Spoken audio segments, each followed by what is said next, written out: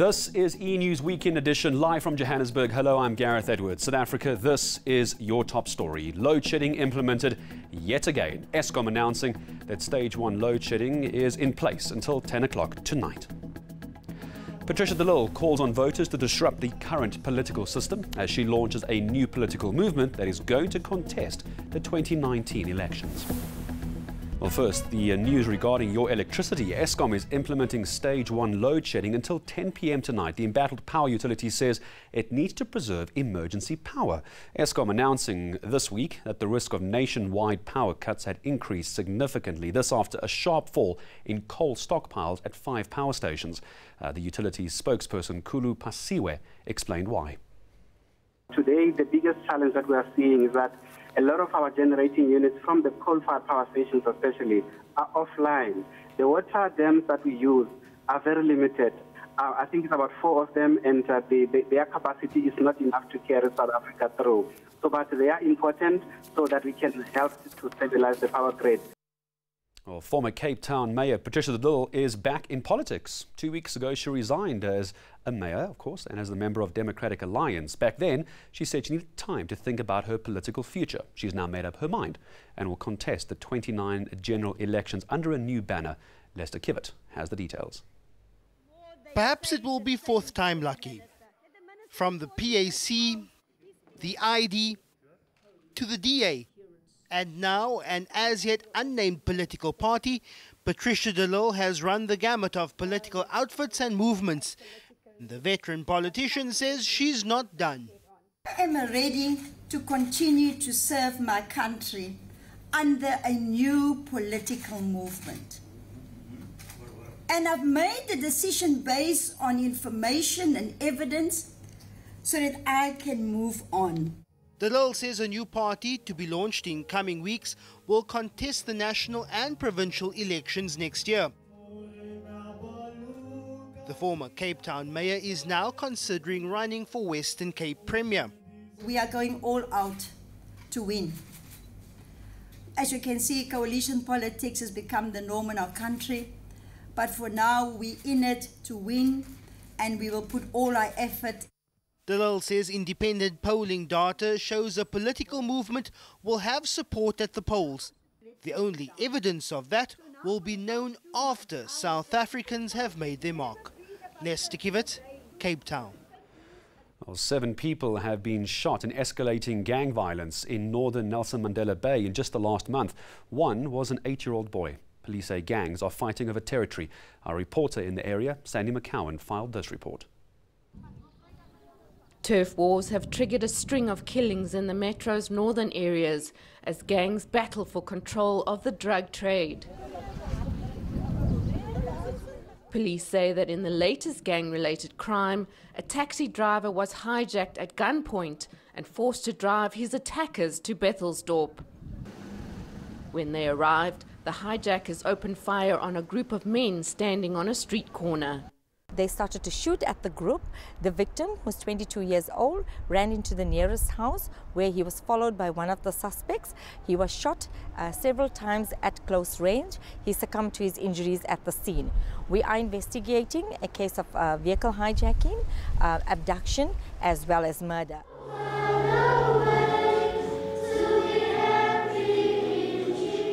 Last week, grade 2 classmates gathered to remember 8-year-old Ruan Willemse, the youngest victim in the spate of killings.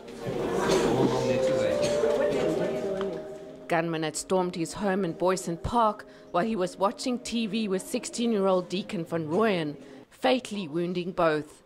17-year-old Chadwin Calvert, who was also in the house, succumbed to his wounds in hospital. 4 others were injured. Ruan's teacher says she misses him terribly. Hy was een van my kinders. 'n Kind wat die mooiste maniere gehad het. Van dag 1 af, vanaf hy in my klas ingestap het hy 'n impak in my lewe gemaak. The police say the motive for the murders is unclear. They ask anybody with information to please step forward. Sandy McCowan, Port Elizabeth.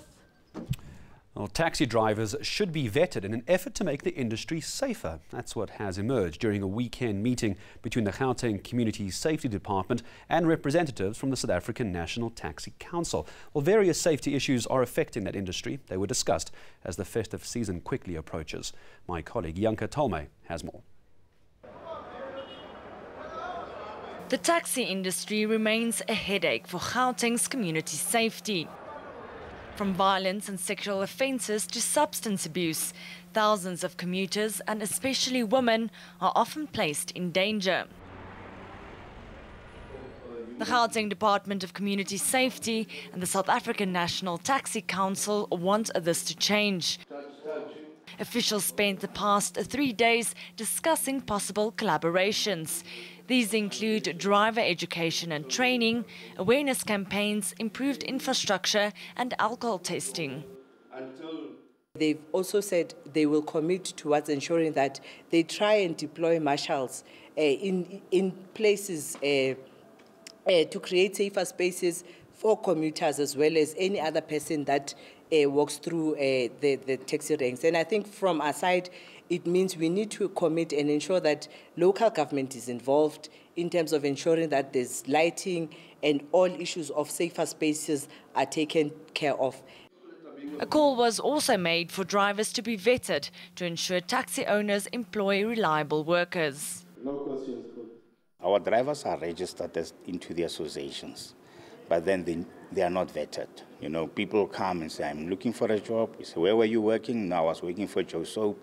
We just take the person and say, right, there's a thing. But I think it's important. And the initiative from government is they've got the resources to do that. You know, I cannot go and say you're a criminal, but the government has that to say, but this person was accosted or he was arrested for rape or whatever. Ensuring safety within the taxi industry is a fight that's far from over. But the department and Santako says the safety of commuters is their top priority. Yanka Tolme, Johannesburg. And coming up after the break, we'll take a look at this ongoing international crisis. No respite in California as recovery teams continue the search for around 1,200 people who are still missing.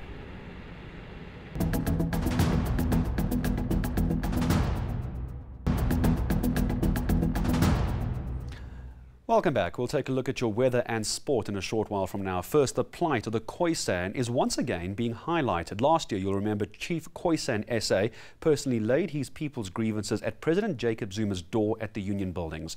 That's after having walked about 1,600 kilometers.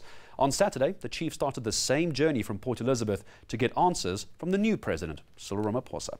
The tribal leader also plans to chat to Khoisan people along the way to discuss their identity. Nadine Teron has the story. The Special Olympics is a global organization that serves individuals with special needs. They are so special. They need love, and they are so self-determined in everything that they are doing. And I learn a lot from them because they will show you love, they will show you passion. Well, of course, we're going to continue to bring you that Khoisan plea as this journey continues over the next few days. You'll get the very latest here on eNews as well. Let me take you to this wonderful story. Tumi Katisi is one of the few black female pilots in the country. Is off to a flying start as well, it seems. It's been a long journey, though. The aviation industry remains very male-dominated, and training as a pilot is also extremely expensive. The 26-year-old spoke to our reporter Kai Lichle Kumalo. It's a journey that started in 2008 with Tumi Katisi job shadowing at SAA. That's when the aviation bug beat her. Fast forward to 2018, and Katisi is in possession of a commercial pilot's license. And now she's working on getting a flight instructor's ratings to train young pilots. Having the money to train for this, I mean, you're looking at close to R1 million to complete your pilot license so you can be employable in the airlines or charter or the corporate world. So I think financially that's the challenge at first. Flying itself, it's not as easy as it looks. The thing is with flying, you need to prepare from the onset. So go home, do your homework, study your checklist, know your procedures, because flying is all about your procedures. You need to know your procedures. Kadisa says this has definitely not been an easy journey with many hurdles along the way, but with sheer determination, she has gained her wings. Starting off with a private pilot license takes about 6 months to a year to obtain, but then obviously looking at 100,000 rand plus minus to obtain it. My mom only managed to save a certain amount. So thing is, with flight school, it's a pay-as-you-go procedure. So every time you fly, the money gets ticked off your account, and then once they have a negative balance, they won't allow you to fly or do anything until you top it up again. One day, Kadisi hopes to go back to SAA and join the national carrier as a pilot. Khayelihle Khumalo, Pretoria. Well, I found a story regarding the Khoisan plea, as we've been discussing over the past few months. You'll know the name Chief Khoisan SA. He was the man who walked some 1,500 kilometers to get the attention of President Jacob Zuma. He's doing it again. I mentioned a moment ago. This time, he wants the plight of Khoisan to land firmly at the front door of President Cyril Ramaphosa. Here's that story this time. The chief of the Khoisan tribe in South Africa has been trying to convince the government to give in to his nation's demands since 2009. In 2013, he walked to Parliament in Cape Town. That journey came to naught, and last year he walked to the Union buildings to try to get a personal audience with the president. We're hoping to get answers from the president, Cyril Ramaphosa. Remember last year, the president has said in Parliament that they will make up a task team that will deal with these issues. But we've heard nothing from government. The chief is now walking the long road from Port Elizabeth to Pretoria barefoot. He says he prepared for the journey by regularly walking 30 kilometers a day in all kinds of weather. We are saying to government, you must recognize us as the first nation of South Africa. The second demand was that we are saying that our language, the Kukukuwap, should be an official language of this country. The land claims of 1930 needs to be scrapped because it's withholding us from claiming any land, because we were here as the first nation of this country. The chief is giving the government 7 days to respond. Otherwise, he intends to form an independent government for the Khoisan people. Nadine Theron, Cape Town. Well, moving across to international news now, the search is on for more than 1,200 people who are now missing in the United States because of the ongoing blazes in California. Recovery teams have the grim task of now sifting through the charred wreckage. They've recovered the remains of 5 more victims. That brings the death toll to a total of 76 so far. This year's fires are by far California's deadliest and most destructive since 1910. For the break, we have your weather. Fingers crossed it's going to get colder. And then intellectually disadvantaged athletes are gearing up for the 2019 Special Olympics. We catch up with some of them.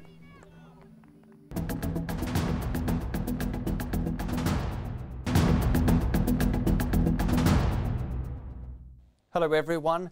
Let's take a look at your Monday's weather conditions, and the day is expected to start off foggy for parts of the eastern escarpment, where there could also be some early drizzle, but then in the afternoon those areas will be mostly dry and thunder showers will pop up on the Highveld, spreading northwards into Gauteng and even parts of Limpopo.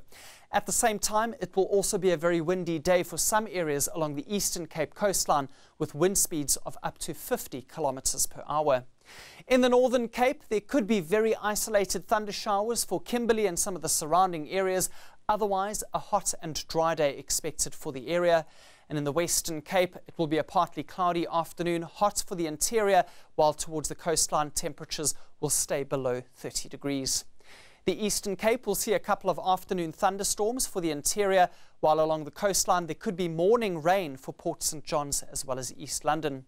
A few drops at first for the coastal parts of KwaZulu-Natal, while as you head inland there are going to be thunder showers, especially for the northern parts. And it becomes quite stormy on the Mpumalanga Highveld in the afternoon, so please do take care if you're travelling across the area later on in the day. 1 or 2 thunderstorms also popping up for parts of Limpopo, while along the escarpment there will be morning drizzle around for Thohoyandou and Tzaneen. The northwest stays hot and there will also be isolated thunderstorms over this province. And temperatures are starting to drop by a couple of degrees over the central parts of the country, Bethlehem with a maximum of 27. And finally, for Gauteng, the heat wave will have come to an end on Monday with temperatures staying below the threshold, and it's going to be a stormy afternoon in this area with up to a 60% chance of thunder showers. Thunderstorms are expected to continue into Tuesday for the eastern and central parts of the country, while a cold front will bring some wet weather to the Western Cape. And that front continues to bring a few drops of rain to the south coast on Wednesday, while there will still be a few thunder showers for Limpopo and Mpumalanga and KwaZulu-Natal.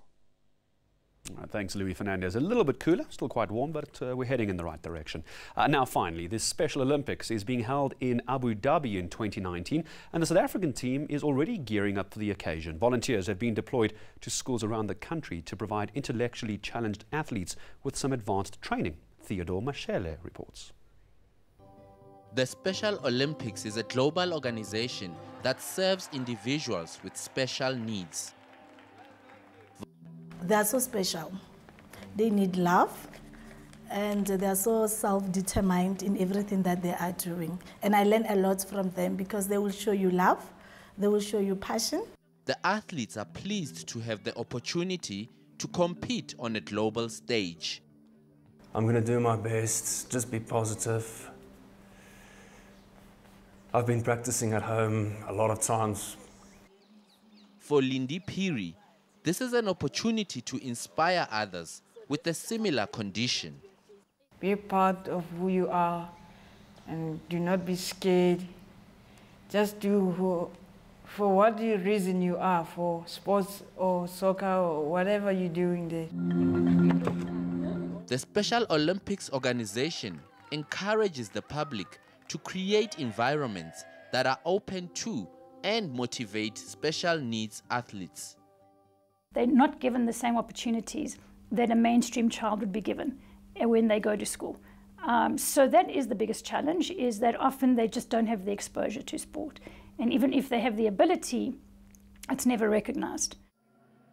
An extraordinary effort to transform, inspire, and support the intellectually disadvantaged community.